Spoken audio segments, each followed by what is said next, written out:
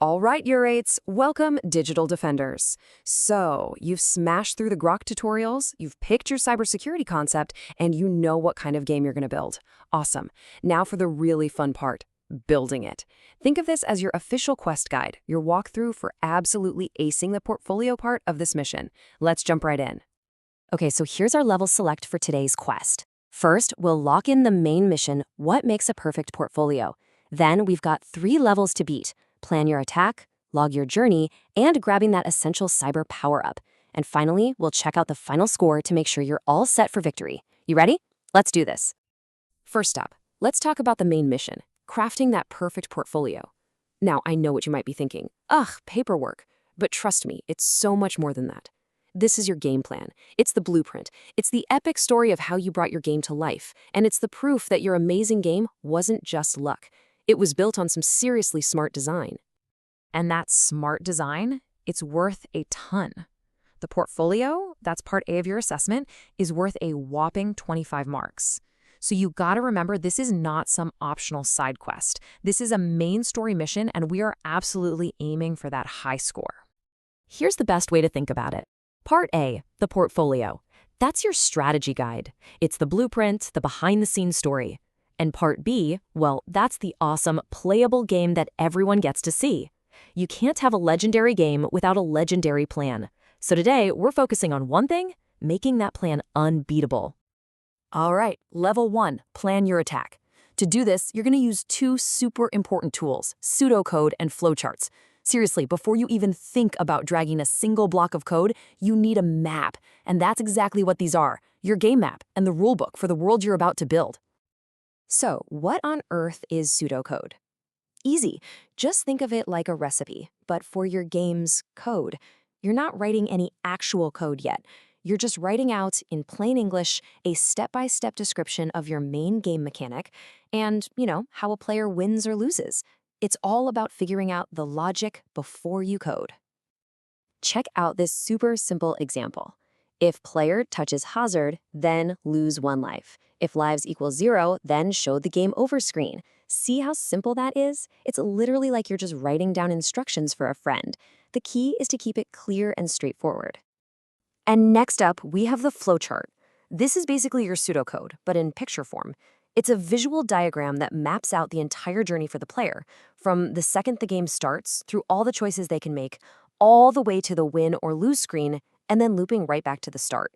You're just drawing out the logic you already figured out. Okay, gear up for level 2. Log your journey. This is all about your development logbook. I want you to think of this as your personal quest journal, or a captain's log. This is where you write down all your coding adventures, the big wins, the tricky challenges, and every single one of those epic bugs you squashed along the way. Now listen up, because this is crucial. Every single entry in that logbook needs these 5 things. Number 1, what were you trying to do? 2, what problems did you hit? 3, what was the clever fix you came up with? 4, how did you test it to make sure it actually worked? And 5, what tutorials did you follow? Like chase the pizza or whatever. You gotta have all 5. So, how many of these do you need? The magic number is 7 or more. That's a minimum of 7 dated entries. And here's a pro tip for you. Please do not try to write all of these at the very end. Just get into the habit of scribbling down a quick entry every time you work on your game. It'll make your life so much easier, and your log will be way better for it. Let's look at a killer example from Burgers and Lemons. See how clear this is? The problem? The lemon was counting twice if the player stayed on it. Simple. The fix: delete the lemon sprite immediately when it overlaps. Smart. And the test? They checked to make sure the score and lives only changed once. Boom. This is exactly what we're looking for. It shows you're not just a coder, you're a problem solver. Okay, time for level 3. This is the big one, the cyber power up. This is your cybersecurity alignment. I need you to really focus here, because this is where you connect everything together. This is your secret weapon. It's where you explain how your game isn't just for fun. It's actually a powerful way to teach a real cybersecurity lesson. And if you need proof of how important this is, get this. This one section is worth 10 marks. That's more than any other single part of the portfolio. This is your chance to show how you've linked your awesome, creative game idea directly to those important concepts you learned over at Grok Academy. Check out this quote from the Burgers and Lemons example. It's perfect. A lemon is like a fishing link. It looks tempting, but it is not safe. Touching a lemon is like clicking a fake email link. You get hurt, lose a life. That metaphor is so powerful, right? It takes a simple game action, just avoiding a lemon, and instantly connects it to a huge real-world threat. This is exactly the kind of thinking that gets top marks. Now, to really sell your big idea, you need to break down the mechanics, just like this. So what's the mechanic? Avoid the lemon. Okay, what's the trigger? What starts it? The player touches the lemon sprite. And what's the effect? What does the player see or hear? They lose a life, there's a sharp zap sound, and the heart counter goes down. Laying it out this clearly shows you've thought about every little detail. All right, you've cleared all the main levels. Now it's time to check that final score with a quick final checklist. Look, you've already done the tough creative stuff. You picked your cyber concept, you decided on a game type. Now it's just about showing off your awesome planning and your journey. You have so got this. So before you hit that submit button, let's run through these final checkpoints together. First, your pseudocode.